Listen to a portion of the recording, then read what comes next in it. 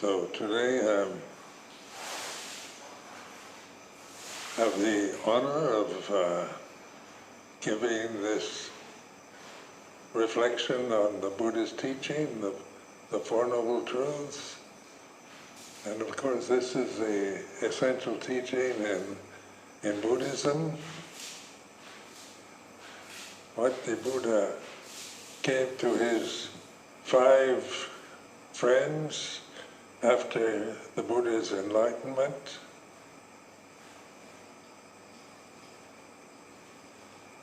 And so this is one of the days, the Asalha Puja day, that I've always liked to give talks, because I've used this teaching of the Four Noble Truths during all my years as a monk as a kind of basis, a foundation for reflection. Because there's so much information, views and opinions, and about Buddhist teaching and different forms of Buddhism have happened since, Mahayana Buddhism, Vajrayana Buddhism. And there's emphasis at this particular time on mindfulness or awareness, conscious awareness. And the Buddha addressed this awareness very clearly in his Four Noble Truths teaching, the first sermon he gave after enlightenment. So when we talk about enlightenment, what do we mean? Because it's something we all would like to have.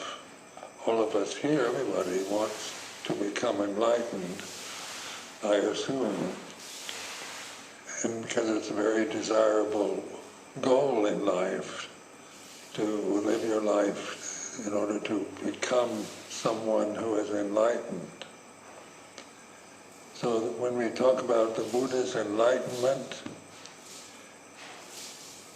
what actually happened to the Buddha that he could say he was enlightened?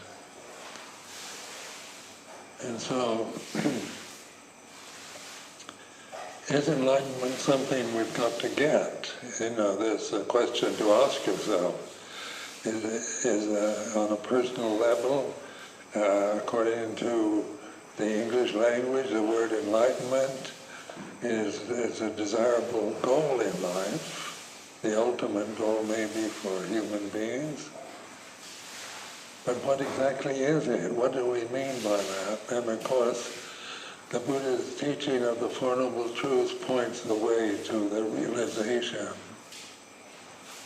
that nobody gets enlightened as long as they're deluded and believe that they are someone who has to get enlightened.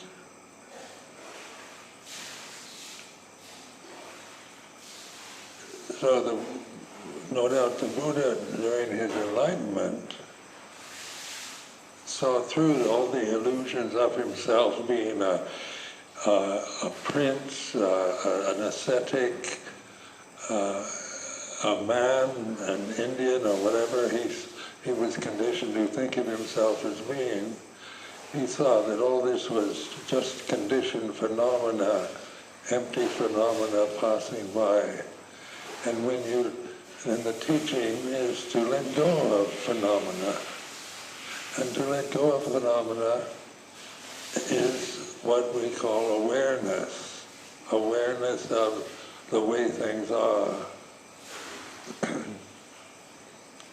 So right now the experience of sitting here in the temple and giving a talk, a reflection, is to be aware that it's like this. And so this statement of it's like this is awareness, but without claiming or describing it as pleasant, unpleasant, by giving it any quality whatsoever. But there is conscious awareness here and now. And so the first two Noble Truths are dealing with dukkha or suffering, and this is the most common human experience.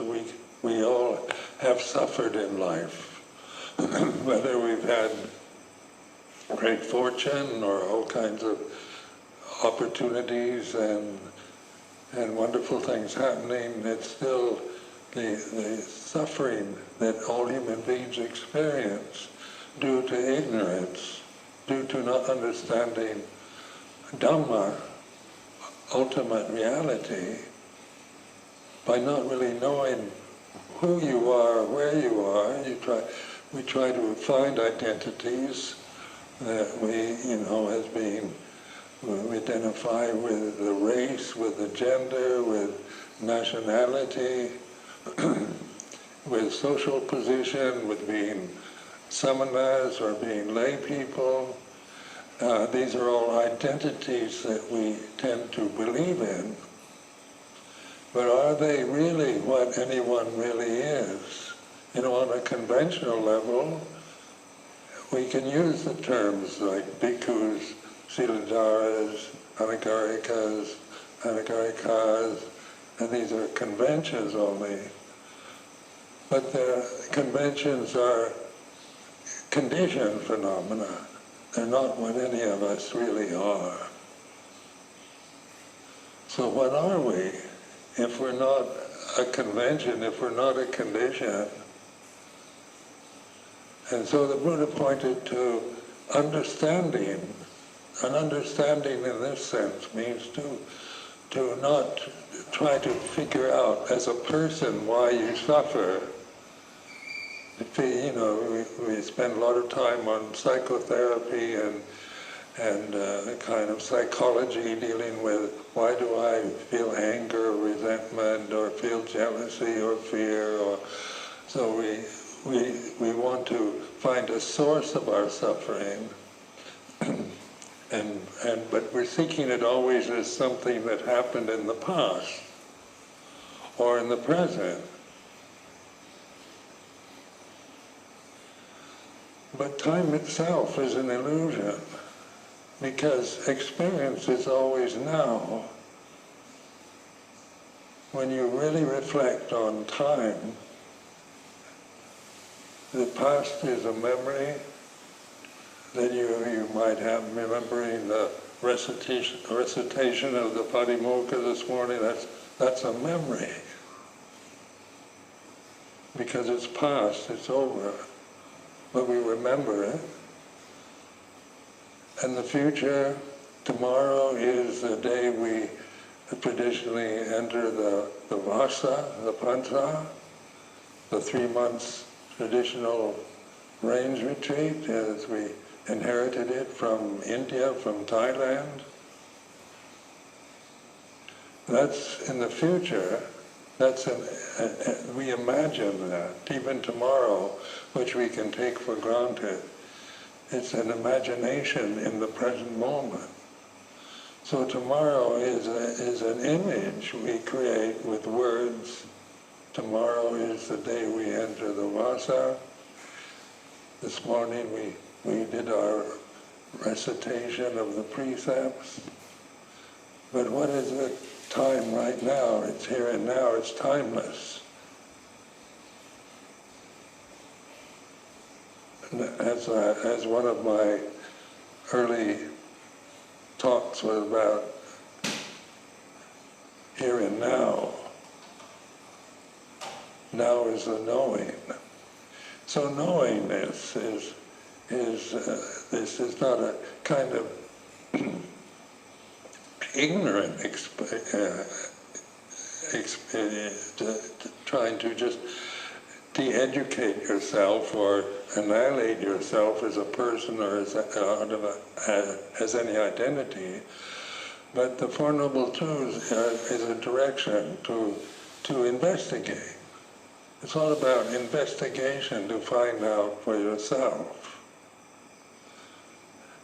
And this is one of the most impressive and inspiring teachings, because it's giving us the right to investigate life as we experience it, without telling us what we should believe in or what we should be or anything else, but just to investigate here and now the way it is. And time is an illusion, because this is experience that we're having now. Tomorrow is not an experience, it's an imagination. We imagine tomorrow, and we can be aware of tomorrow as an image, as a word, or the past, this morning, is a memory. We remember it, remember yesterday. So just by, this is like investigating.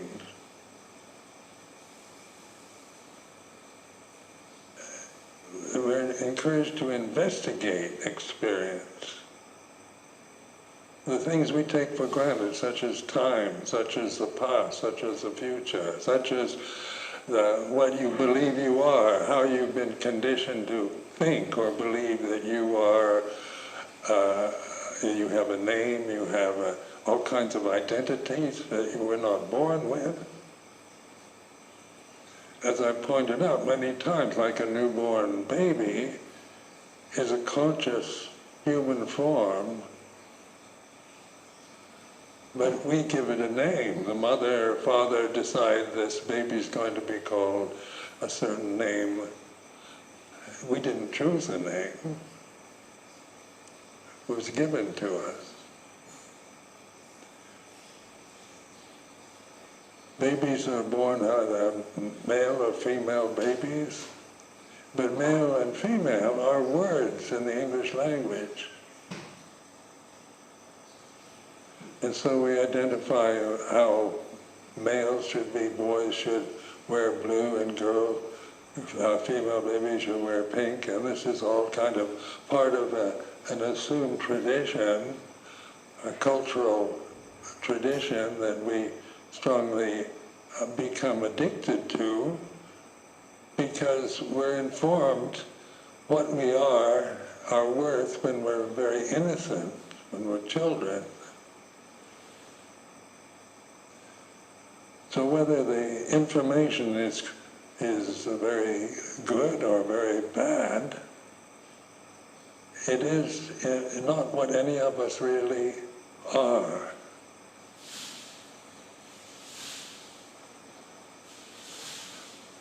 So the third noble truth is about the end of suffering. Where is the end of suffering is now. Nirodha is not something you'll ever realize as long as you're attached to an identity as a person, separate person, a personality. Personalities cannot be enlightened because they are illusions. Personalities are empty phenomena, memories, and all kinds of attitudes, biases, prejudices, convictions, beliefs that we acquire after we're born, usually in our innocent years, when we're just kind of like an innocent child, just doesn't investigate what he or she is being taught, but just assuming that the parents, the elders, the priests, the rabbis all know what's right and wrong, and we are informed of this and encouraged to behave in a certain way and be punished if we misbehave.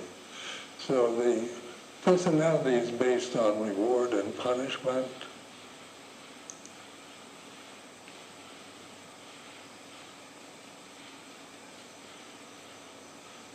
So this is investigating. The end of suffering, then, isn't about becoming an enlightened person or a Buddha or a Bodhisattva or anything else, but in learning to let go of everything, absolutely everything. And letting go in this case is not annihilating anything. It's not about destroying the world or destroying your personality, but recognizing that what you believe, what you think, what you've been told is right and wrong is conditioned phenomena. And conditioned phenomena cannot ever get enlightened because it's empty.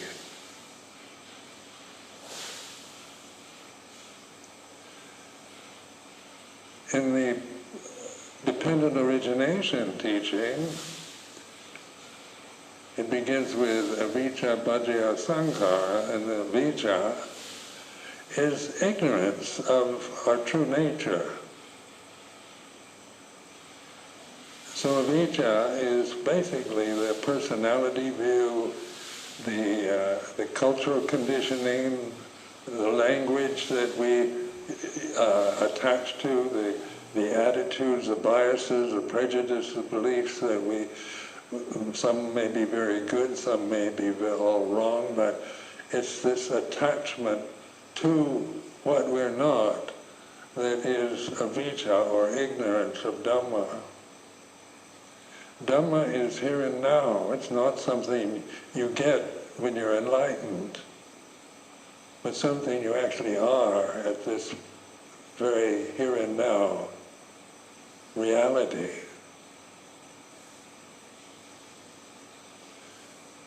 So the path is through right understanding. We begin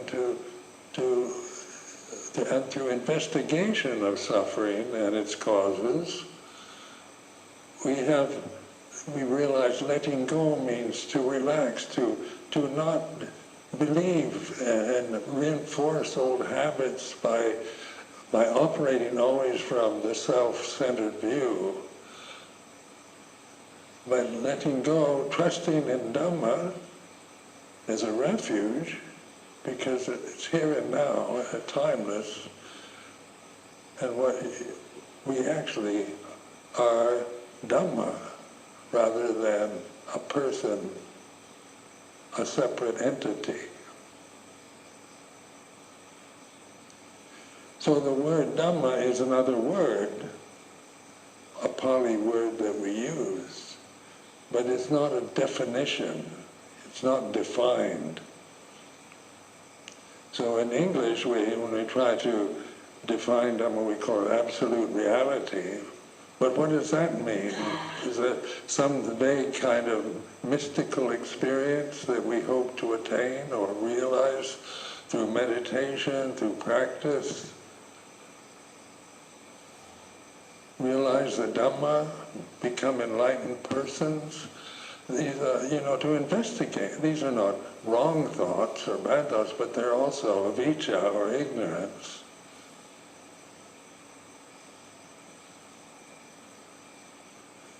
So the conditioned realm is about good and bad, right and wrong. So we have laws, we have moral precepts. We have, reward and punishment for, you're punished if you break the law, if you misbehave, if you get poor grades in school, and on like that. You're punished when you succeed. Then you're praised, you get rewards, you get accolades, and so success as a person is a very desirable goal in life, to become wealthy or famous. So these are the values often held up to us in our cultural conditioning, to become a celebrity, become a famous person, or a wealthy person, or an important person, someone who's special, because you get a lot of praise and a lot of rewards for that, and admiration, respect. And then if you're a criminal, then you get sent off to prison, lost in some unpleasant situation for many years, or for life.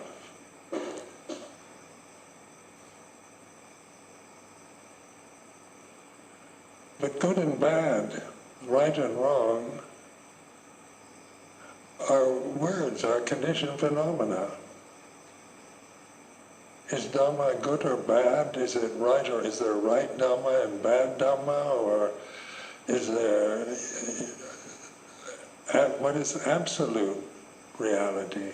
What is reality? And so this is reality here and now. This is real, conscious.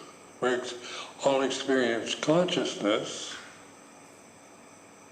The forms are different, so we all have individual forms, identities, ages, nationalities, and on like that. So these are differences. So the problems, the strife between individuals and between nations and races and classes is all based on this avijja, this false identity that binds us to commit crimes, to kill, to annihilate what we don't like. So listening to the news this morning on the radio, the war in Ukraine, between Russia and Ukraine, a lot of innocent people are being slaughtered at this time in the Sudan and Africa and Niger and on like this. The endless conflicts are based on avijja. Because what we all have in common is consciousness. Consciousness is not personal. It's not my consciousness separate from yours. So consciousness now is a very interesting word in the English language because we're trying to figure out where is it? Is it in the brain? Is it, we see it in very personal ways. So when we examine the body, we're always being conscious through the senses. We have eyes, ears, nose, tongue, body, a brain. And these are very obvious, impermanent conditions, sense consciousness. We have to wear glasses, hearing aids, we have all kinds of physical problems, disabilities arise. And so consciousness is, through the senses, is very impermanent. But is consciousness dependent upon eyes, ears, nose, tongue, body, and brain? Or are these senses dependent upon consciousness? If there was no consciousness, there'd be no forms available, there'd be no eyes, ears, nose, tongue, body, or brain. There'd be no space. If there's no such thing as consciousness just limited to senses, then it's very delicate, very impermanent. Or is consciousness, are we all in consciousness? Is consciousness something dependent upon other conditions? And so this reference to here and now, apparent here and now, timeless, when we give the reflections on Dhamma, what we all know is that consciousness is what we're actually experiencing through. As if there's no consciousness, there'd be no forms, there'd be no eyes, ears, tongue, body, there'd be nothing, no space even. So this is an important time in the history of humanity when suddenly the interest in consciousness has become very dominant. Because you can't find it. You know, where is it? Is it the brain? And that's what many people believe, that the brain is the seat of consciousness.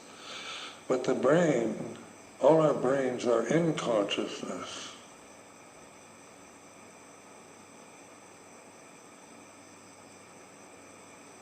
So all of us are in the same consciousness. There's only pure consciousness. And when we reflect on that, then it's very easy to let go of the forms that we identify with.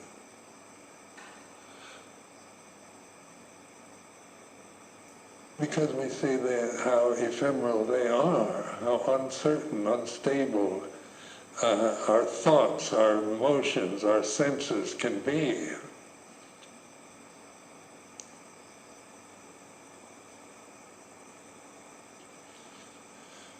So changing from consciousness is something that arises through the senses. The senses arise because of consciousness. The forms are separate, and we believe that reality, the world, the real world, the reality itself is something we observe with our eyes, or hear with our ears.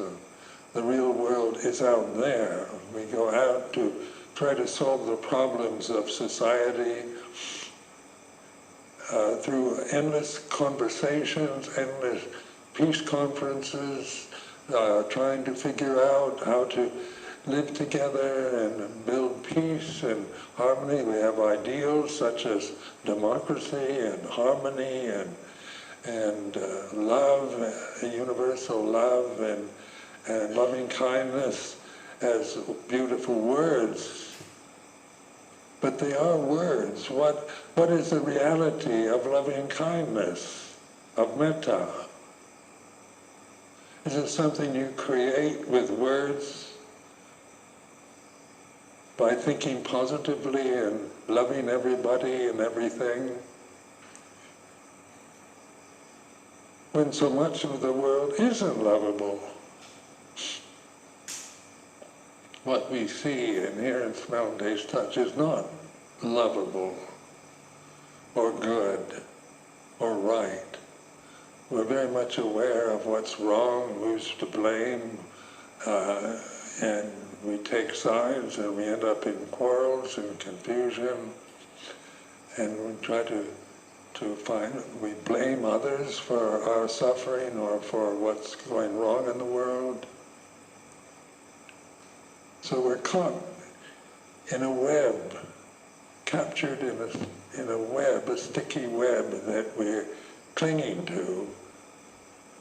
And we don't notice this. We don't know what we're clinging to. We just are caught in the web, kind of helpless beings, like flies in a spider's web.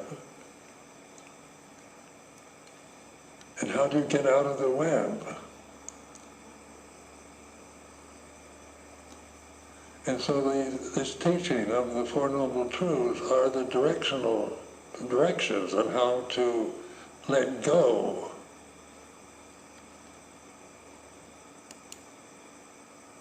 So it's not about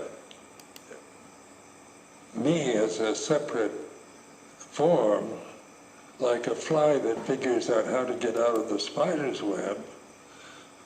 It's not that I can figure out how to get out of the realm of delusion as a person.